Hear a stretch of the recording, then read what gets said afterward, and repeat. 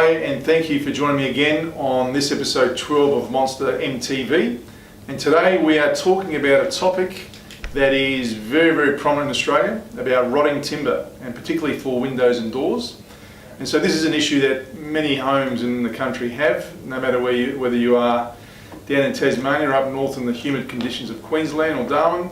This one happens all around the place. And so many people want to understand what the causes are of rotting timber, and there are a number of those causes, but the more common ones are primarily if it's internal timber that's rotting, and you can have that sometimes around your windowsills and door jambs. It's just from damp air coming inside the home, which is quite common, and the dampness gets through the paint and then starts the rot process.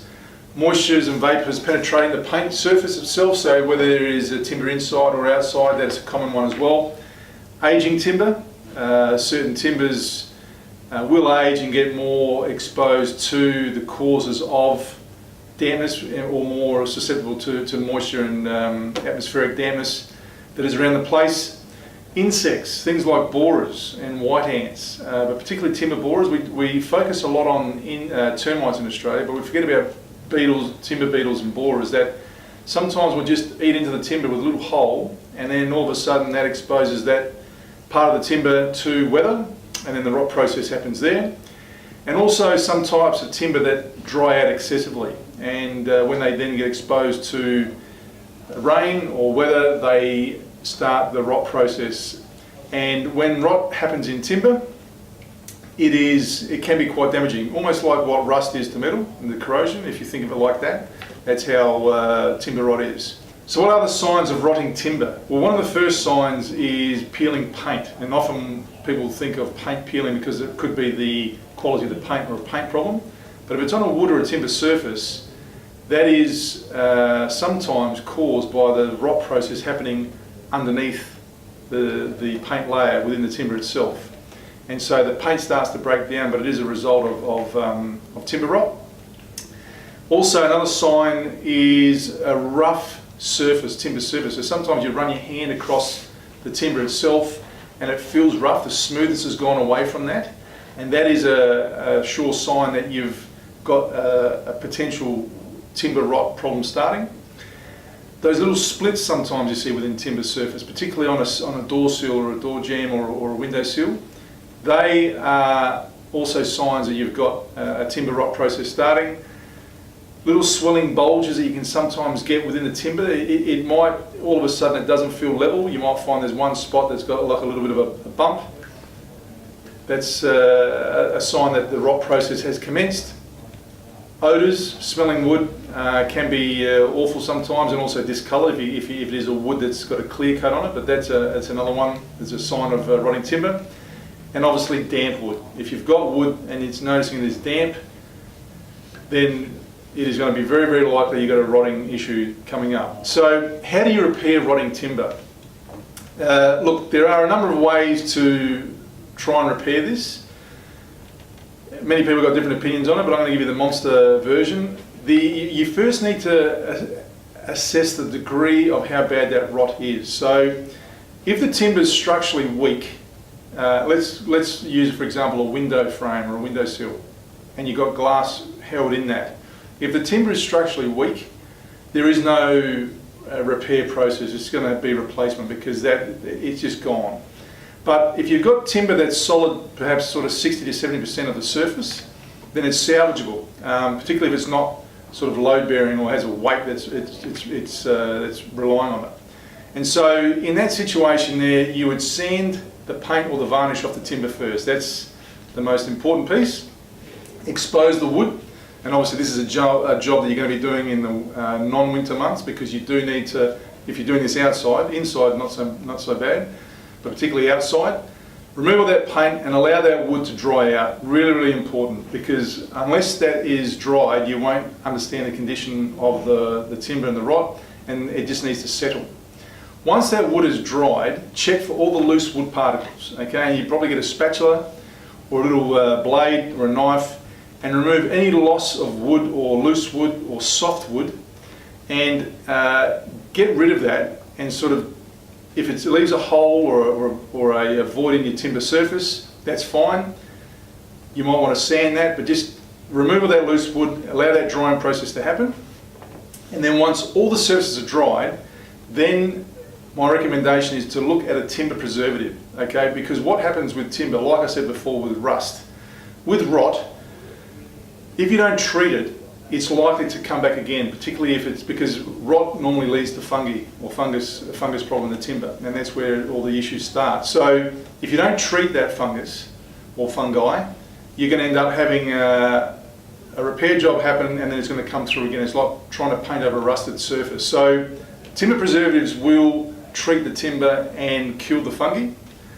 However, the only issue that unfortunately I've got in the market is that many of the timber preservatives that are out there are toxic, hazardous, solvent-based. So you need to really do your homework on these sort of products, because some of them you just won't be able to use inside if it's interior of your home where you're treating wood rot.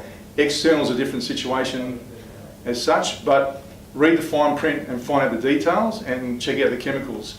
I do have a small scoop for you. Shortly, Monsta will be introducing to our range a solvent-free, non-toxic timber preservative.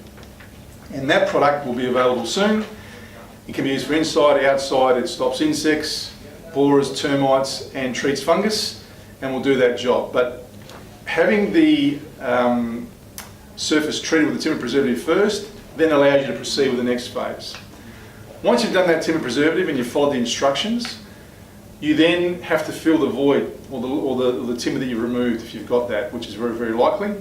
And you then have to look at using either a putty versus a timber filler. Now, where people get this wrong sometimes is with putties, many of them, you need to read the instructions obviously, but many of them are restricted to use inside. So that's going to eliminate those for outside use. There are a few products on the market that will say they can be used externally. Make sure you read the instructions and ensure that they can be, and they're suitable to handle weather. What's the difference between a putty and a timber filler? Normally a putty is a one component product. You just scoop it out, dab it in the hole, sand it, but it's normally for little, smaller crevices. A timber filler will, or a builder's filler, which many of them in the market, they tend to fill up a larger void. Now, again, like the preservatives, unfortunately many of the building fillers or timber fillers out there are two component, they're resin based, some of them are carcinogenic and smell like a fiberglass panel beater store. So you need to really check those out first, because you may not want to use them inside the home, but they are used for filling those larger voids. Now, another scoop for you, Monsta will be releasing our filler, which is a one component product. We'll be showing that in a future MTV show in the next few weeks, but that will show you how we can actually fill those voids. It's non-hazardous, non-toxic, can sand, nail it, saw it, and does a job. Okay, so once you've actually filled those voids, allow 24 hours for that filler or that putty to settle, because you normally find that once they evaporate or dry out, you could get a little bit of shrinkage around the area that you filled. Then once you've done that, check it. If you have to repair it, do that. Then sand and get it ready for the painting process. Now, before we go into painting, you may find that where you've done the repair, you may need to incorporate a sealant. Particularly I'm thinking about where there's windows or the timber might be butting up against another harder surface, and you need to have a flexible sealant. Make sure that sealant is paintable.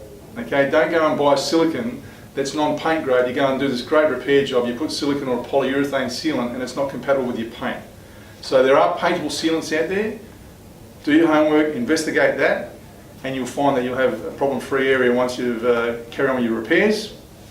And then you're at the stage of painting. So if it's interior or exterior, I would suggest getting a really good timber primer first, like our Prep Seal. Put a primer down first, and then make sure you've got a paint that has got good water resistance. There are some coatings you can apply as a primer that will reduce the absorption of moisture in the timber, which is a good thing to have. However, don't go and do all the timber repairs, getting the right putties, filling the void, etc., and then you go and use a crappy paint job. It's really important that you get that right. Your paint surface, by putting a primer down first, you should find that will also hide or cover a lot of those joints where you've done the filling process or where you've done the repair. And smooth that off, put your first coat of primer or Prep Seal down, then put the paint over the top, give it a couple coats. Again, if it's outside, this is a job for spring or summertime. but avoid those winter months because you don't want to risk doing all that work and then water sitting on it. And then really where you're at from there is your repair done and the timber rot's gone. So it is good advice to look after your timber.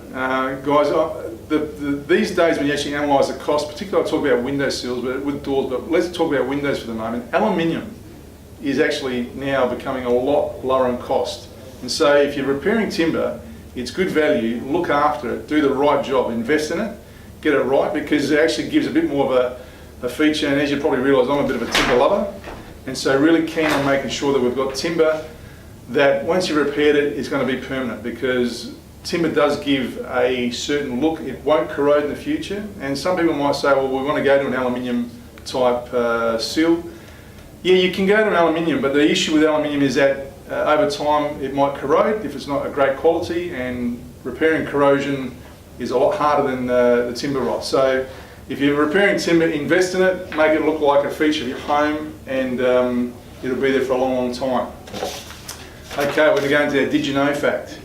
So we all know that timber is the ultimate sustainable building surface, but read a fact that I hadn't realised before, but if you substitute 1 cubic metre of timber for other building materials, you can save almost 2 tonnes of CO2 in the atmosphere. So we all need to be a bit more aware of the environment and doing the right thing green-wise. Timber is a great surface to work with, a great product to invest in your home or your renovation. Look after it, treat it like a baby in the home, and it'll grow with you as a child, and it'll always make your home look good and great. Thank you for joining me. We'll see you next episode.